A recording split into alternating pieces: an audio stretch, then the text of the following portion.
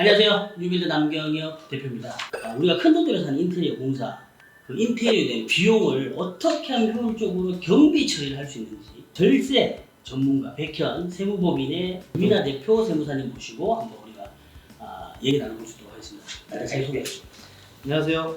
세무법인 백현 대표 세무사 김나라고 합니다. 요즘 인테리어 비용 여러 가지 요인으로 옛날보다도 많이 올라갔거든요. 그만큼 인테리어를 진행할 때 많은 분들께서 커진 비용 때문에 부담을 많이 느낄 수가 있는데 세금으로 그 부담을 줄일 수 있다라는 방법도 있다라고 제가 설명을 좀 들었는데 어떤 것들이 있을까요? 보통 인테리어를 하면은 이제 돈이 집주인 입장에서 돈이 나가는데 이제 보통 알고 있는 거는 뭐 자본적 지출, 뭐 수익적 지출 이런 개념을 통해서 양도소득세를 줄일 수 있다. 이렇게 일반적으로는 알고 있는데 그렇죠. 인테리어로 나간 비용이 자본적 지출로 되면은 양도소득세를 줄이고 안 되면 양도소득세를 줄이지 못하고 그냥 끝났다고 생각을 하는데 네, 그렇죠. 이제는 이제 주택, 2주택 이상인 분 또는 1주택이라도 9억이 넘어가시는 분 같은 경우는 종합소득세 신고를 해야 돼요. 종합소득세 기준. 네. 그래서 만약에 자본적 지출로 인정 못 받은 비용에 대해서는 종합소득세 신고할 때 비용으로 들어갈 수 있는 부분이 있다. 이게 이제 절세 포인트가 될 수가 있죠. 그렇다면 양도소득세를 줄이기 위한 필요 경비부터 좀 자세히 알아볼 수 있도록 해야 될 것 같은데 네. 수선비에 대한 내용을 좀 정확하게 이해할 필요가 있는 걸로 제가 그렇게 알고 있는데 우선 수선비가 뭔지 그리고 또 수선비에는 어떤 건 있는지 그거 좀 알려주세요. 수선비라고 하면은 쉽게 말해 수리비 뭐 이것저것 나가는 뭐 모든 비용 수리비 유리창이 깨졌다 뭐 유리창 뭐 교체를 하거나 뭐 도배를 다시 한다거나 그런데 이제 일반적으로 수선비 하면은 수익적 지출이다 뭐 자본적 지출 아니다 이렇게 뭐 말씀하시는 분도 있긴 한데 이게 나눌 수가 있잖아요. 네, 나눌 수가 있죠. 수선비도 자본적 지출과 수익적 지출로 두 개를 나눌 수가 있는데 근데 여기에서 우리가 실질적 양도소득세를 감면받는 데 있어서는 자본적 지출인데 이제 자본적 지출이 어떤 거냐면은 정의 자체는 내용 연수를 늘리거나 사용할 수 있는 건물의 내용 연수를 늘리거나 가치를 증가시키는 가치를 증가시키는 근데 사실은 내용 연수 증가시키는 거는 실무적으로 해보면 알 수가 없어요. 알 수가 없고 뭐 이거 수선하고 뭐 했는데 뭐 건물 40년 50년 재건축만 안 들어가면 계속 쓸 수 있는 건데 그렇죠. 대부분 나가는 돈에 대해서는 뭐 수선비 하면은 그냥 자본적 지출이 아닌 수익적 지출이라고 볼 수 있는 거고 가치 증가라는 게 애매해요. 네. 그래서 가치 증가가 뭐냐? 양도가액을 높일 수 있는 거. 양도가액을 올릴 수 있는 예를 들어서 뭐 건물에 엘리베이터를 설치했다. 그다음에 이제 시스템 에어컨을 다 설치를 했다. 올라가겠죠. 그렇죠. 그럼 팔 때 양도가 좀 더 높여서 받을 수 있겠죠. 양도가를 높일 수 있는 거. 그럼 자본적 지출이겠죠. 방금 말씀하셨던 뭐 엘리베이터나 그리고 시스템 에어컨 말고 일반적으로 우리가 일반 주택을 리모델링 할 때, 아파트를 리모델링 할 때 좀 받을 수 있는 항목 구체적으로 어떤 게 있을까요? 확장, 발코니 확장, 그다음에 이제 뭐 셰시를 완전히 바꾼다던가, 샤시 교체, 다시 한다던가, 보일러. 흔한 게 이제 보일러 완전히 바꾸는 보일러 교체. 그렇죠. 거의 대부분 이 정도 선에서 왔다 갔다 해요. 제가 알기로는 보일러 교체는 되는데 수선도 안 되는 걸로 알고 있어요. 보통 있던 걸 고치면은 이제 자본적 지출이 아니라 수익적 지출이라고 표현하는데 그냥 비용이다 이렇게 보는 거고. 요새 보면 그 되게 오래된 주택 같은 경우는 바닥에 난방 배관도 새로 교체하는 경우가 있거든요. 근데 그거는 뭐 있는 걸 쓰는 게 아니고 교체하는 거잖아요. 이건 어떻게 되는 거예요? 가치를 증가시켰다고 봐주는 예규가 좀 많아요. 무조건 되는 건 아니고 케이스 바이 케이스인가요? 케이스 바이 케이스인데 단순한 수선이 아니라 완전히 드러내고 큰 틀 자체는 내용 연수 증가시키나 가치 증가. 그러니까 아파트가 올리냐 올릴 수 있냐 그러니까 팔 때 양도가를 좀 더 높여서 받을 수 있냐 어떻게 보면 그게 포인트라고 보면 되죠. 담당 직원의 사실 판단의 문제라고 표현을 하는데 그래서 이제 예를 들어서 욕실 공사 같은 경우 화장실 공사 같은 경우 좀 애매한 부분이 많아요. 욕실 공사도 어떻게 보면 그 인테리어 공사에 대한 큰 범위고 지출이 많은 건데 욕실 공사 같은 경우는 어쨌든 자본적 지출을 보기 힘든 거네요. 화장실이 만약에 없었는데 화장실을 새로 완전히 만든다. 그러면 이거는 완전히 자본적 지출이 되는 건데 완전히 화장실을 다 뜯어 고치고 대수선을 해서 개조를 했다. 그러면 그걸 자본적 지출로 인정받기는 쉽지가 않아요. 받을 수는 있나요?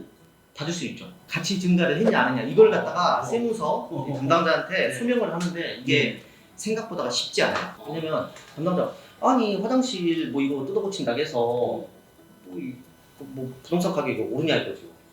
그렇게 판단을 하고 그런 식의 접근이 좀 있어요. 사실 판단의 문제라고 하는 건 담당자를 이해시키는 거. 이게 좀 포인트고 화장실을 갖다가 아파트 화장실을 완전히 다 뜯어고치고 할 정도면은 제가 죽여야죠. 자 그러면은 이거를 양도소득세를 감면받으려면 그러면은 뭘 챙겨야 되는 거예요? 서로 뭘 챙기고 뭐 어떤 증빙자를 가지고 있어야 되는 거예요?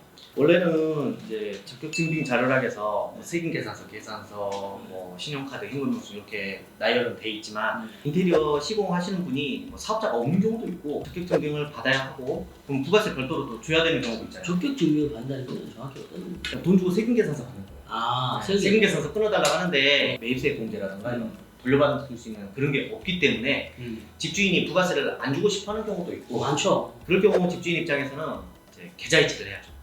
계좌이체나. 네. 계좌이체 하기 전에 일단 견적서 먼저 받는 게 좋아요. 견적서를 받고 당연히 이제 견적서를 받고 하겠죠. 근데 이제 업자들 보면 가끔 신용불량 있으신 분도 있고 해서 지금 이거 방송에 나가면 바로 풀 수도 있겠는데. 어쨌든 증거 자료가 있어야 된다는 얘기잖아요. 계좌이체하고 영수증을 일단 받아야 돼요. 여기서 궁금한 거는 아까 우리가 자본주의 지출에서 받을 수 있는 항목이 네. 발코니 확장하고 샤시하고 보일러 그리고 필요에 따라서는 욕실을 완전히 하나 더 만든다거나 바닥에 난방을 완전히 교체한다거나 그런 거 있는데 전체 비용이 그게 포함되어 있잖아요. 그 항목에 있는 거 돈만 이렇게 보내준 게 아니란 말이에요. 그럼 그걸 어떻게 해? 보통은 그렇게 이제 한꺼번에 뭉칫돈을 보내니까 견적서를 받아가서 거기서 이제 수익적 지출, 자본적 지출 솔직히 구분하기가 힘들어요. 그렇기 때문에 네. 견적서 받아보시고 네. 그다음에 이제 집주인이 조금 이제 공부를 좀 하셔야 돼요. 이거 자본적 지출, 수익적 지출에 대한 구분은 좀 조금은 할 줄 아셔야 되고 이걸 좀 구분을 해달라고 하면 돼요.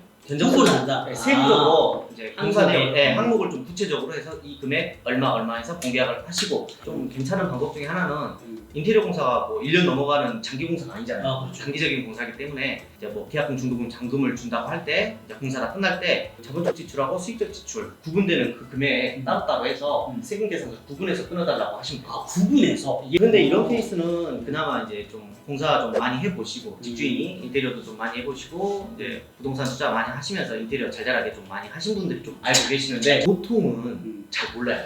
이런 내용을 언제 하냐면 인테리어 할 거 다 하고 계약서든 뭐든 다 할 거 하고 양도하시고 양도할 때 그러니까 1년 지나서 그렇죠. 1, 2년 지나서 그때 가서 이제 양도세 신고하려는데 아 이거 뭐 공사 내역 갖고 왔더니 세무사가 보니까 이거 자본적 지출도 있네. 섞였어 막 섞였어. 섞였어. 구분해서 주세요. 이렇게 하면은 집주인은 어떻게 하겠어요? 당황하죠. 일단 한참 지났는데 돈도 분류도 안 되잖아. 그때 다 그렇죠. 그래서 인테리어 예전 시공해주신 분한테 연락을 하고 싶지 않은 경우가 대부분 많아요. 네. 서로가 이제 연락하고 싶지가 않아. 아. 근데 세금 문제 때문에 연락은 해야 되고 그때가 조금 난감하죠. 그래서 이제 다시 견적서를 다시 예전에 했던 거 구분해서 좀 다시 받을 수 있냐 이렇게 제안을 드리는데 대부분이 쉽지가 않아요. 꺼려하고 연락하고 싶지도 않고. 그래서 처음부터 그렇게 하는 게 제일 그렇죠. 그러니까 처음에 또 공사 시작하기 전에 계약할 때 이제 자본적 지출, 수익적 지출에 대한 기본적인 뉴빌드나 이런 채널에 잘 설명이 돼 있으니까 그거 공부하셔가지고 계약하시면은 많은 도움이 됩니다. 뉴빌드 대표님 같은 경우는 이제 잘 아시잖아요. 자본적 근데 저는 지출. 근데 네. 이제까지 사실은 그렇게 분류를 해서 진행을 하진 않았어요. 네. 근데 제가 이야기 듣다 보니까 앞으로 우리 고객분들한테는 분류해야 되겠다. 그런 생각이 드네요. 알겠습니다. 일반적으로 우리가 인테리어 비용에 대해서 양도소득세 말고 종합소득세 부분에 대한 것도 절세할 수 있는 팁이 있다고 그렇죠. 알려주시죠.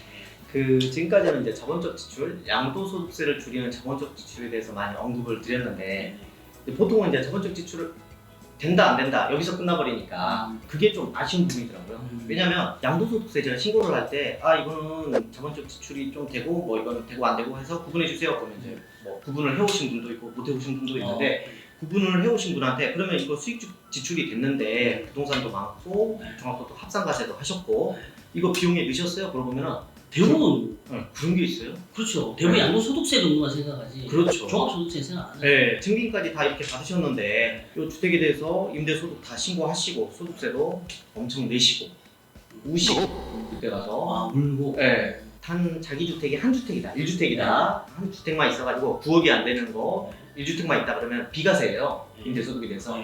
그렇기 때문에 그런 비용에 대해서는 그냥 날리는 거죠. 종합소득세 합산과세 할 일도 없고 비과세니까 그냥 비용을 다 그냥 날리는 거긴 하지만 나는 내 주택이 가지고 있는 주택이 9억이 넘거나 또는 다주택이다. 내가 다주택이다 그러면은 수익적 지출 부분에 대해서는 비용으로 넣으시고 또는 이제 뭐 재산세, 보유세 발생하는 거죠.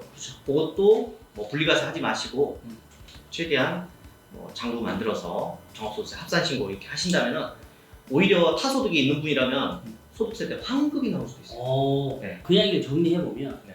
기본적으로 양도소득세를 받을 때는 자본주의 지출에 생각해서 끊는 걸 처리하고 네. 그리고 그 수익적 지출에 대한 거는 또 종합소득세로 해서 할 수 있는 거 두 개 다 할 수 있는 거예요. 그렇죠. 그러니까 나간 돈에 대해서는 증빙을 잘 챙기는 거 이게 중요하죠. 무조건 해야 되겠군요. 무조건. 자 그럼 기본적으로 그런 부분들이 되게 궁금해하시는 게 뭐냐면 뭐 결국 나한테 그런 이득이 얼마냐 양도소득세나 종합소득세 네. 수익이 얼마 되냐 어떻게 하면 어느 정도 금액에서 얼마나 이득을 받는지 그거 한번 예를 들어서 자본적 지출로 뭐 1,000만 원이 반영이 된다, 필요경비로 인정이 된다 그러면은 본인의 적용되는 세율이 있어요. 양도소득세 같은 경우도 뭐 예를 들어서 한 35% 적용이 된다.